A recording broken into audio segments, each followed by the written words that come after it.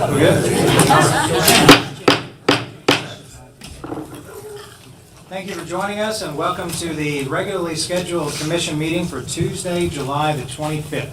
If you would, please stand with me for the Pledge of Allegiance.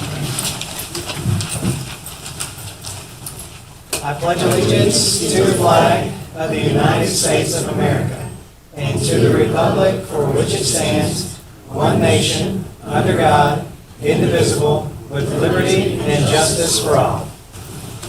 Thank you. Can I have a call for attendance, please? Commissioner Pruitt? Here. Commissioner Witt? Here.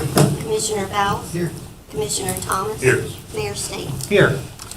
Let's see, before we get to the programs part of today's agenda, is there anyone in the audience with us today who has something to bring before the commission that is not on the agenda? Hearing nothing, we have a citizen recognition. And if I could ask Mr. Hayes and whoever would like to join you to come up to this podium down here, that would be great. Henderson honors R. Travis Hayes. Whereas R. Travis Hayes, a private citizen, was instrumental in bringing an end to a recent search for a convicted double murderer who escaped from an Ohio prison on May 22, 2023. And whereas the escapee and another escaped inmate were spotted in a stolen vehicle in our area in the early morning hours of May 24, 2023, and during an attempt to stop the vehicle, one of the escapees was able to flee the scene.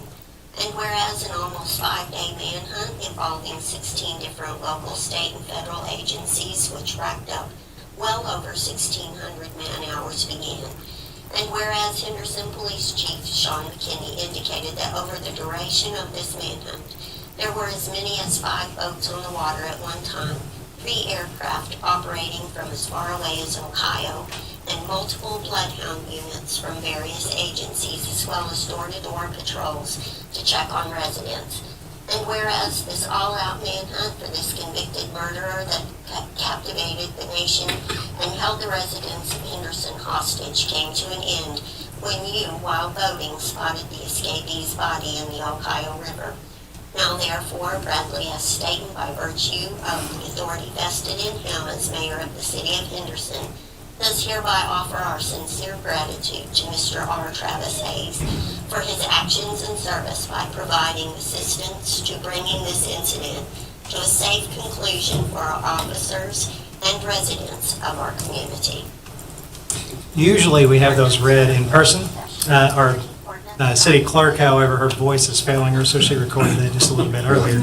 But on behalf of Henderson, I wanted to say that this was by far and away one of the most alarming things that have happened in our community in a long, long time. Having the 2 escapees, not knowing where they were, people living in fear, and the only way to really quell that fear was to bring a satisfactory conclusion to it. I do not want to say that it's satisfactory that someone was found deceased. However, we are constantly asking people to, if they see something, to say something, to alert us. And it's not easy, and it couldn't have been easy, and I can't imagine being out on a boat and witnessing something like that for you and the people that were with you on the boat. Oh, yeah. And so we owe you a debt of gratitude. I wanted to shake your hand and tell you thank you on behalf of the city, and then our police chief would like to say a few words to you as well. So thank you, sir. Absolutely. Yes, sir.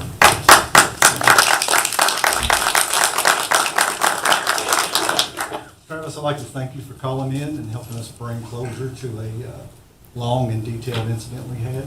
And today, on behalf of the Henderson Police Department, the city of Henderson, I have a check for $5,000 for your cooperation in us recovering this police. Thank you. Yes, sir. If you would like, you are welcome to say some words, but you certainly do not have. Yeah. I mean, I don't have a whole lot to say. I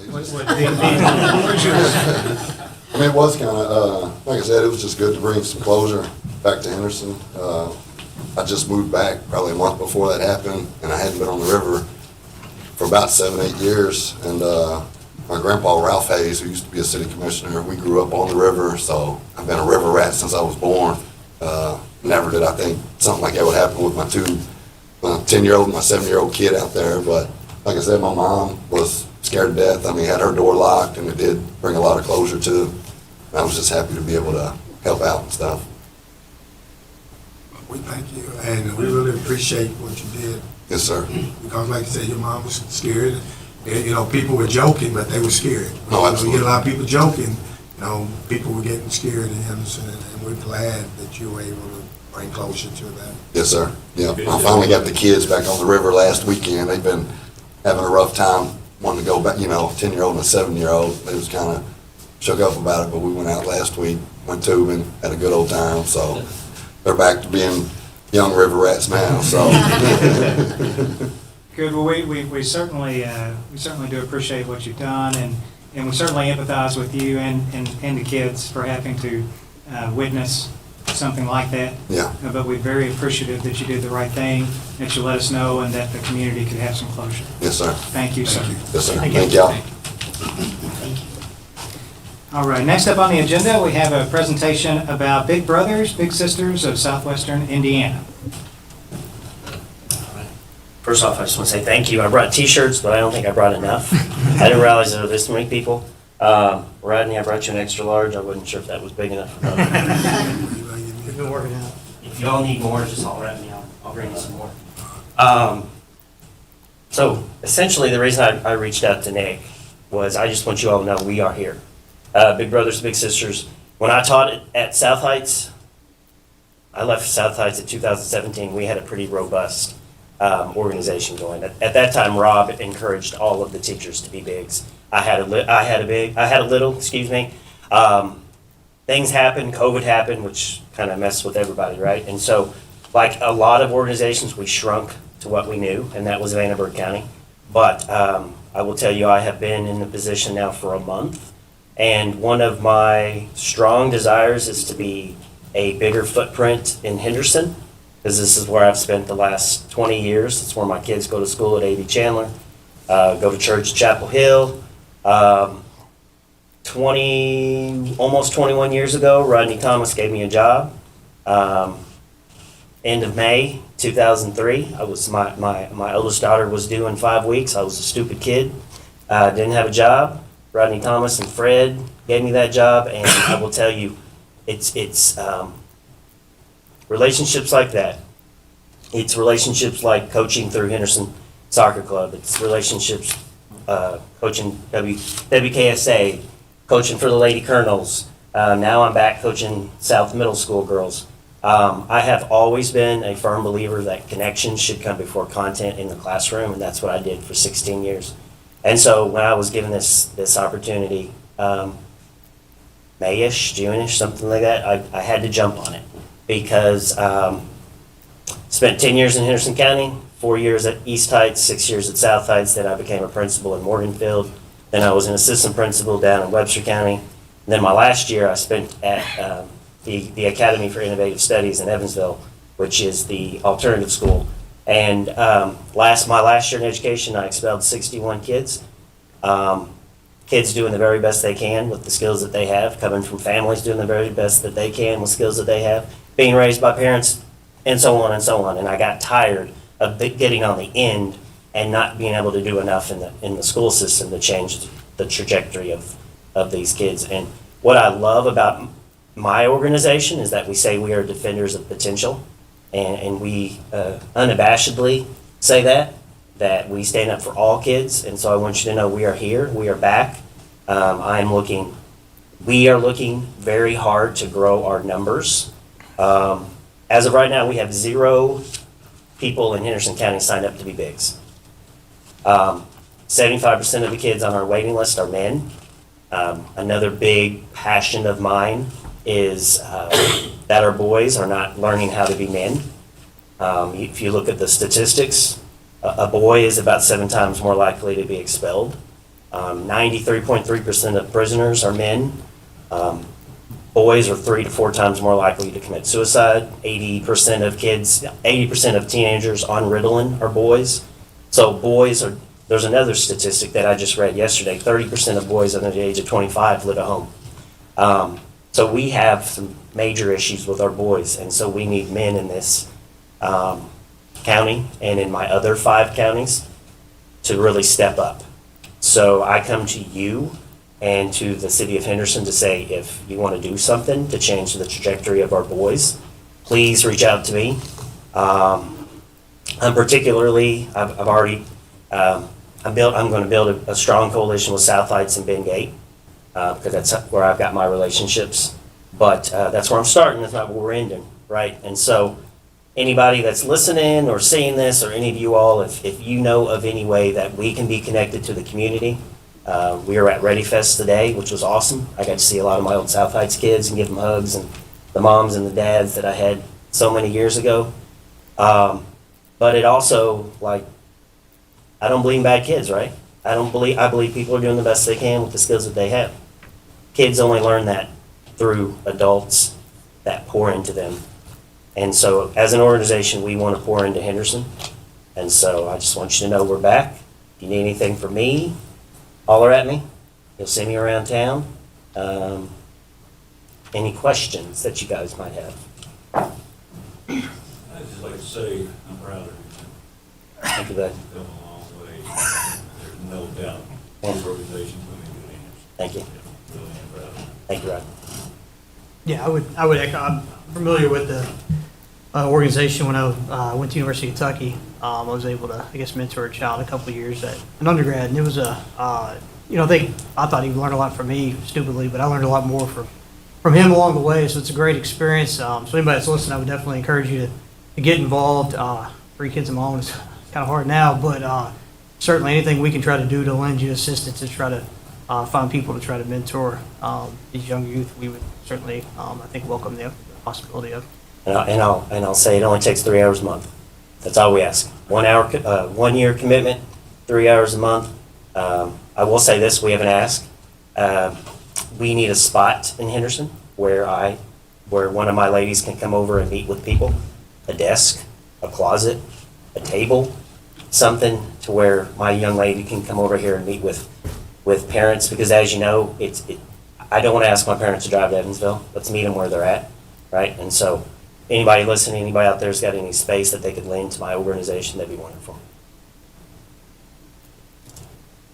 Good deal. Well, thank you so much for Thank you, doing what sir. you're doing. Yes, sir. It's certainly needed. And you said so how long was it dormant, basically, in Henderson? So we were here, Yeah. but so probably for the last 3-ish years, we haven't had tons of success in Henderson County. But I'll tell you, I'm kind of feisty, and when I start something, I don't end it. Yeah. And so Henderson County's my baby. Also Spencer County, because I spent my first 20 years in Spencer County. And rural poverty versus urban poverty is very different. And so I'm coming at these two counties a little different approach. But I'm starting where I know, and that's connections, right? So building connections, and let's change the world. Well, the one thing that I love the most about Henderson specifically is that it seems like our culture is all about people helping people, no matter who you are, what you do. I agree. And I echo Commissioner Witt's comments. Whatever we can do to help you get the word out, you just let us know. And whatever we can do to help, and you have let us know. And so we'll take a look at some of your questions, some of your requests, and see what we can do for you. Okay, thank you, guys. Yes, sir. Thank you. Thank you. Thank you. Thank you, bud. We have a very short consent agenda. Consent agenda for this meeting consists of the minutes of June 27th, 2023 regular meeting, July 11th, 2023 special called meeting, and July 11th, 2023 regular meeting. Are there any items that the commissioners need to pull for further discussion? Hearing none, I'll hear a motion to approve, please. So moved. We have a second? Second. Roll call, please. Commissioner Pruitt, Aye. Commissioner Witt, Aye. Commissioner Vouts, Aye. Commissioner Thomas, Aye. Mayor Staten. Aye. And we are going to move straight into the city manager's report. Have 2 items today. The first item is the vision plan update, and I will ask Holly to come before you to provide that update. Good afternoon. So as many of you know, the vision plan exists to help our community sort of track the big projects that we have going on at any point in time. Currently, we have 100 big ideas in the vision plan that were originally outlined in Vision Henderson when it was adopted in 2015. Each of those big ideas relates to one of 5 goals that you will see listed on the second page of the vision packet that you all should have in your agenda. So they are riverfront and downtown engagement, community investment, community viability, access and mobility, landmarking, and sense of place. So every 2 years, the vision plan is updated by the vision committee with new projects. We share those updates, project completions. So on April 27th of this year, the vision committee came together to make those updates during a special called work session. I'm excited to share that out of those 100 ideas that we've had for the last few years, 25 of those have been completed. And out of the remaining 75, 62 are in progress and nearing completion. So when the group met in April, they also discussed how we can work towards bringing those into implementation. And the local stakeholders identified the following high priority strategies to be pursued in 2023 and 2024. There are 9 of them. A boutique hotel, transient docks and a marina, Audubon Park enhancements, East End reinvestment, specifically commercial and housing, additional entertainment options targeted at youth, young adults, and families, skilled workforce attraction and training, planned development around I-69 corridor and interchanges, US 41 functional improvements, and finally US 41 enhancements. So as we work towards completing the remaining big ideas, we welcome any thoughts or additional ideas from the members of the Board of the Commissioners or the public in general, because we want you guys' voices to be heard because this is your community. So if you have any questions, feel free to ask those now. And I think a couple of you all were at the meeting, so pretty aware of what's going on. Well, thank you for giving us an update. One thing that, every time we have a meeting, on that day in the morning, the city manager and the city attorney and I meet and discuss what's going to be on the agenda and our thoughts and things like that. In our morning meeting, one thing that I mentioned that I'd like to see is that because the original vision exercise was done in 2015, and that was the one where we pulled in hundreds of people throughout the community to get their input, now it seems to function as an ongoing document that's governed by a committee of much fewer people. That maybe this document has a shelf life, so to speak. And what I mean is that we could make adjustments and continue it forever. But one thing I might like to see, and I'd like to get the commission's input on later, is maybe to go through another visioning exercise in 2025. Which would be 10 years after our last one, just so that we can involve people from all over the community in identifying what's going to be most important for us to tackle. But until then, I think you've done a fantastic job, and I think the things that you outlined are things that we're already making progress on, or things that we could be making progress on. And I applaud the work that you've done so far with this and the committee too. Thank you. Yes, ma'am. Hey, the second item, Chief McKinney, do you mind to come to the podium? And based upon the last discussion we had regarding the lateral pay for police officers and the incentive programs associated with it, there was a question asked about the financial impact of that program. So Chief McKinney and Robert Gunner, along with Connie, looked at the long-term, and when I say long-term, it's over a 5-year period, of what that would cost the city to implement. And what we're looking for today is to answer any questions that you may have on those costs, and what we're looking for is a approval to move forward with the lateral incentive program. Yes, thank you, Commissioners, for having me here today. I can't emphasize enough how important this proposal is that you're going to vote on today for our police department. This proposal will influence how we do business next month in the next year, 2 years, 5 years, maybe 10 years. Last time I was here, I gave you a brief update on manpower, and I gave you the detailed specifics of this plan. At that time, I told you there were 2 officers that were looking to leave our department. That actually happened. Those 2 left. One went to the sheriff's department. One went to another neighboring agency who paid $32,000 for that officer. So that's kind of where we're at. Since then, if that wasn't bad enough, we've lost 2 more. One went to the school system and one left because of disciplinary reasons. So what I'm telling you is this is a very dire time and we need help.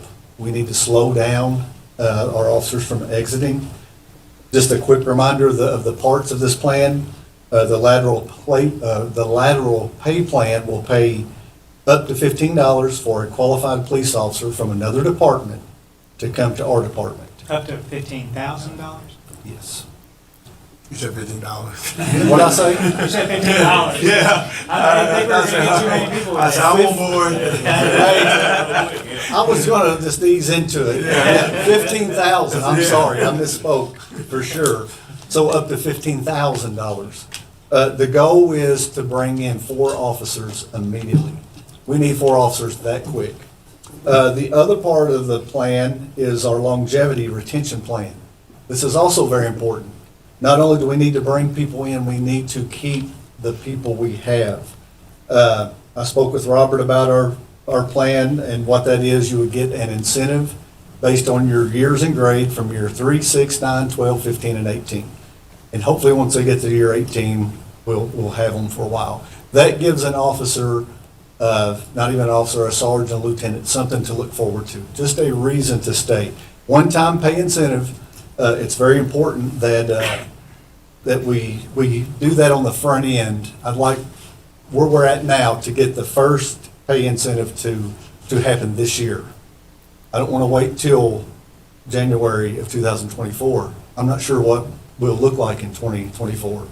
I'm telling you, we need something right now to stop the people from leaving our department.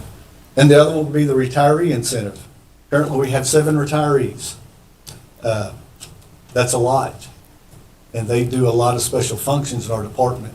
So we need to keep them as well. We need to also reward them for being here and sticking around. Our line of work's not easy. That's why people leave. It's not an easy job right now. So as I crunched the numbers with Robert, I don't want to speak for him, but the lateral incentive of what I was looking at was $60,000. Wasn't much at all. The retiree thing wouldn't even move the needle. Robert, do you want to speak on the longevity incentive? I've kind of got the email here that you had sent me. I don't want to put you on the spot, but I definitely want them to hear from you. Yeah.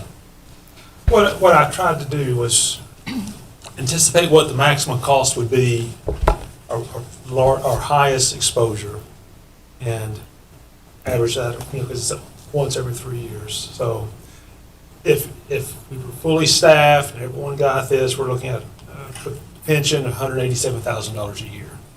And based on the budget that we have for the police department, that's about a little over 3.2% of their budgeted salary. So it's not a big number when you look at the total budgets of $38.8 million, but it's something that I think the city can definitely afford right now, and I don't think we would even notice an impact to the budget, especially if we continue to lose officers. Hopefully this will stem that loss, and I don't think it would be a problem for the city to adopt this. We're still gonna save your training costs. More of every lateral we get. we're saving- Absolutely, saving yes. training. I believe the figures were around, if you train somebody and bring them in, by the time they get on their own, was like $72,000. Then the lateral coming over would only be 8 weeks as opposed to 28 or 30. So it makes a big difference. When they're in training, you have to pay room and board and a lot of different things sometimes as well. That adds up. So that's what we're looking at, and I just appreciate everything you all have done for the police department up to this point. And I've not looked at the stats. I don't have to. I can tell you we're at a record level right now, and not a high. And that's just where we're at, and we're doing everything we can. and this is just part of that. Commissioner How Pruitt? many retirees do we have that retired and come back on? 7. We got 7? We have 7. And I'm really, really excited about that because when you retired and you come back, all that experience, so that those guys help younger guys, and you know, that really, you know, saves us a lot. Yeah, the retirement plan is something, we never meant for that to be as much of a crutch, maybe even as it is, but we find ourselves in a position that it's kind of a must, and it's a win-win for them and for us. Most of our retirees are in more of a specialty position, but that's okay, because that's a spot we couldn't fill anyway with our manpower where it's at. So I agree, it's a great program. And I hope this incentive will bring more in and keep the ones that we have. So if I understand correctly, do we have something to read Yes. on this? I sent y'all an email Uh, 7 days or so ago to review before today's meeting. Okay. So if you don't have it, I will resend it. And then what we would like to do is plan on putting this on the agenda. Okay, okay. I didn't know if we had something to do a first reading today, or if you just No, needed a no. consensus go ahead on it. I would just like a nod of approval to get it on the next agenda. Gotcha. I say we, For me, it's, I'm in. yeah, 100%. Yeah. Sounds like it's, 2 votes over here. Yeah, You sure. know, Sounds like 2 votes, and so you've got 5 big yes votes, Chief. You know, I think what you found over the last year and a half, or a year, or however long it's been, is that you've got a commission that's certainly willing to work with you. Yes. And we understand the hardships that you're going through, and we want just as much as you and the rest of the department for the numbers to turn around, because that's only fair to be able to work alongside the correct amount of people to be able to keep the community safe. That's one of the most important things we do. It is. And so I don't see how we would say no to that. You bring us something, and we're gonna take a look at it. And I can't certainly, guarantee how we're gonna vote, because I can't speak to that, but it Yes, feels like it's gonna be a good outcome. So- I certainly appreciate it. And City Manager, do you want to talk about the vehicle at all? I'm up here. No, we're good. Good on that? We're square. Awesome. I think one thing I want to say is probably once a week, we have a conversation, what are we gonna do, what are we gonna do? And I will give the chief credit, along with, you see several of his staff are here today, but pulling rabbits out of the hat, the rabbits, there are no more rabbits to pull. We don't know what else to do. And I will be frank with y'all, this is not the only department that we are suffering trying to attract employees to keep our city functioning. And it's something that we'll bring up at another meeting in another area that's critical to our community. But, you know, police is primarily one of our most important departments in the community, and Chief's right. They have to recognize the dedicated staff that he has to do what they do every day, but they're having to fill in for the shortcoming of being fully staffed, and it's difficult. And to all those people that work the streets, the guys that are sitting in the back of the room that keep their caseloads to date, we appreciate everything they do. And so, I know you probably have a few more gray hairs on your head before you started here, so. I don't need any more. So, but anyway, thank you Yes. for doing what you've done and standing up for your employees Well- and trying to keep us safe. Thank you all, I do appreciate it. Only the last thing I'll say is, Brian Scott just spoke. I have a meeting with him on August 18th. We were already going that direction. Officer Robert Gibson and Lieutenant Daniel Lehman had already brought up the Big Brother program, so we're going to make that happen, and hopefully we'll have a lot of bigs in the police department, so we can get Great. involved in that as well. So anyway, thank you all. Thank you. Thank Chief. you. I want to thank Robert too for getting with him and making sure that I feel comfortable when you speak about numbers. When you're comfortable, I'm comfortable. Thank you for all the work you do, Robert. I'm not going to give you a go trip. I was going to say don't retire, but you retire. Yeah. I just don't want to see Commissioner Pruitt uncomfortable, you know? Yeah, listen, we've been here a long time, and Robert know when I push for the numbers and he gets them right, and when he speaks, we can take that to the bank. So you've been a great asset to the city, and especially when we're talking about adding that kind of money on for policemen that we never had before.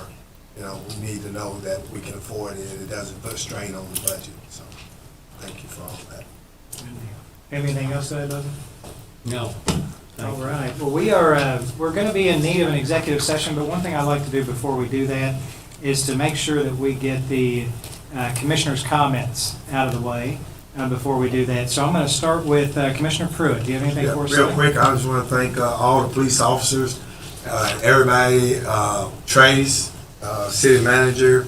I'm not on Facebook. My son keeps him up with everything. He's always on Facebook. He said, Daddy, they talking about the city commissioner and mayor. They need some stuff up there. I said, what do you mean? No, you know. So we were making calls, and you guys were working on the fly, and it turned out to be a great dust bowl. And I'm really excited that we was able to move that fast, even with porta potties. You know, they wanted porta potties. The next day, I called city manager.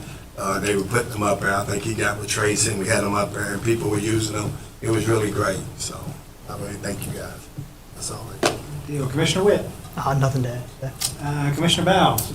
Just say two things really quick. So I went to the Economic Development Investor Meeting earlier this week, and thinking about what they talked about there, all of the developments we've had, economic development, it's been really impressive, and that kind of goes hand in hand with this vision plan, I think, that we're seeing a whole lot of progress being made on. Absolutely. I don't know if I could have imagined, was it 2015, everything that has happened between now and then. It's pretty significant, and we probably don't pay enough attention to that. But thanks for the presentation today to show us where we're at on that. I'm impressed with it. I'm happy to have been part of some of that, and happy to keep pushing forward. Good deal. Thank you, sir. Commissioner Thomas. I just like to echo on what Mr. Biles just said. It's amazing when you look at that vision plan, how much we've knocked out, and how much we've tackled some of it. And the ones we haven't touched are pretty far-fetched ideas that take a lot of money. So that's the only reason we haven't got to those. We've done a lot in a small amount of time. So it's been impressive. Good deal. Thank you all. And I do have a comment today. I wanted to let everybody know I've spoken with a few citizens. As everyone in the room might be aware, we recently did a trash bin rollout for the city. And a lot of people have brought some concerns forward. The trash bin rollout was very much modeled after what other communities have done. We've benefited because the trash bins were rolled out in Madisonville and Owensboro and Evansville far before we did ours.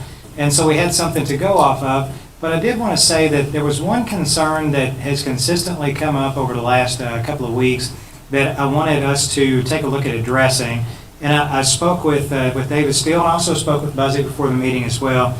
And that is, when you live alone, and especially if you are a senior citizen and you're living alone, or someone with a physical deficiency of some sort, the big 96-gallon barrels may not be needed, or they may be a little bit cumbersome to move around.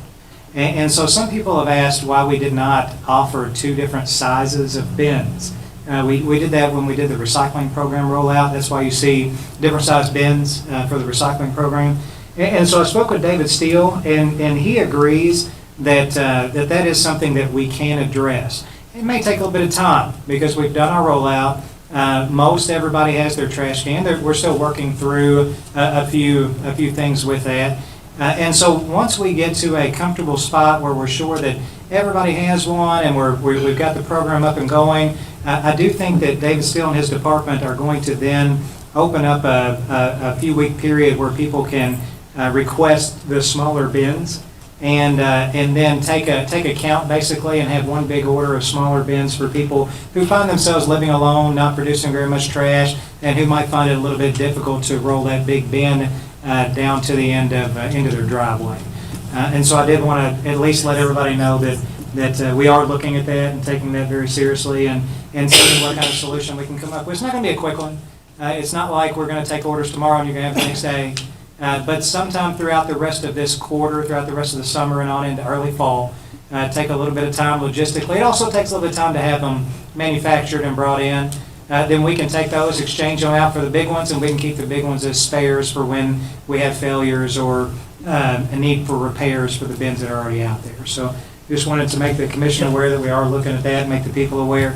And Say one thing now, about that. what's, oh, yes. Yeah, I was just gonna say, I mean, you know, like, obviously we tried to, I don't think maybe I anticipated quite the uproar over the trash cans as there was. You know, we tried to address everything to the best we can. Sometimes we miss it a little bit. Obviously the idea was to try to make the job safer and a little more efficient.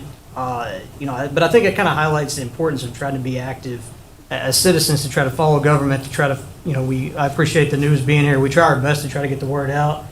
It's very difficult in this day and age, I think, to try to reach everybody. You know, a lot of those concerns are very valid concerns. It would have been awesome if we could have heard some of those, I think, ahead of time, because I think we obviously would have taken that into consideration. So I appreciate everybody trying to make the best of it and change it now. But I think it just kind of highlights the importance of trying to be active, you know, because I think we are a city commission that wants to listen and want to be your voice, but if we don't hear it, then unfortunately sometimes we don't do it, you know, perhaps looking in retrospect, maybe it wasn't 100% right, so appreciate it. Yeah, and we're not always going to be perfect, but we always do care. Just like what you said, I mean, I care, and I know the other four of you all care about what goes on in this city. And as people have issues, if you bring it to us, there's a better chance than not that it is going to be taken care of to the best of our ability. So, Mayor? Yes, sir. One comment.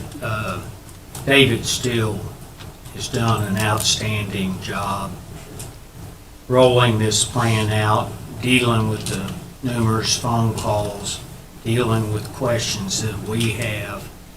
And two comments that I would like to say. He's done an extraordinary job.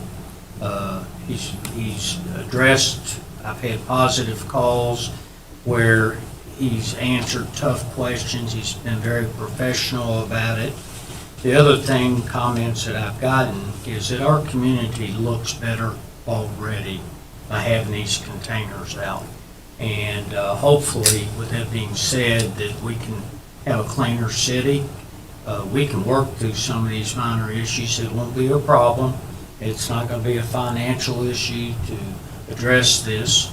And we'll get these issues cleaned up and get them resolved as soon as possible. Do you mind to share with the rest of the commission the feedback that you've gotten from the sanitation department as a result of this change?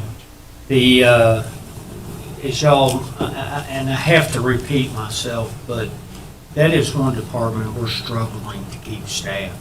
And to be honest with you, I think anybody in here would tell you how difficult it is to find people to work. But I will tell you that it is one of the toughest jobs in this community to do. And I can say this, I think we all love our trash guys.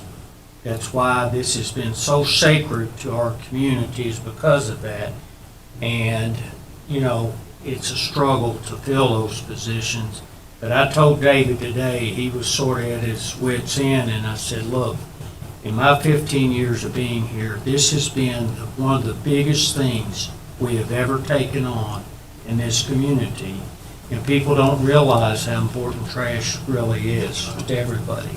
And so it's one of those departments, much like the police department, till you don't have that service or get the quality of service, that's when you have problems. And I think that's why this Board of Commissioners elected to make this investment into the cans and keep it under the city umbrella and not privatize it. So I applaud y'all for doing that, and I think our employees appreciate it and know that we're trying everything, like we're doing for the police department, trying to help our sanitation workers. Good deal. If there are no other comments, then we have need for executive session. Oh, sorry, go ahead.